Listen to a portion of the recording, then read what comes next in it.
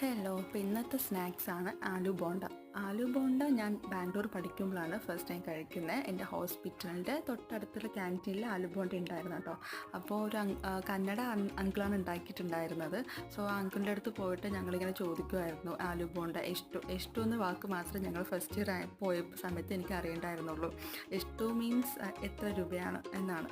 So ഞങ്ങൾ ആലു ബോണ്ട വാങ്ങിയിട്ട് ഞങ്ങൾ എൻ്റെ റൂമിൽ 4 പേരാട്ടോ. ഞാൻ, ആതിര, ഷീജ, ലക്ഷ്മി. അപ്പോൾ ഞങ്ങൾ 4 പേരും കൂടെ ഈ 4 ആലു ബോണ്ട ഷെയർ ചെയ്ത് കഴിക്കും കേട്ടോ. ആലു ബോണ്ട വിത്ത് വൈറ്റ് ചട്നിയാണ് ഞങ്ങൾക്ക് ഇതിൻ്റെ ഒപ്പം കിട്ടാറുള്ളത്.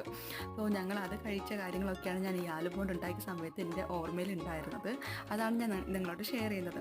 അപ്പോൾ ആലു ബോണ്ട എനിക്ക് അന്നൊന്നും ഉണ്ടാക്കണം അറിയുന്നുണ്ടായിരുന്നില്ല.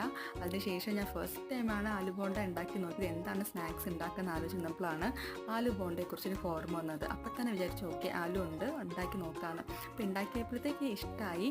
സോ അത്രയേ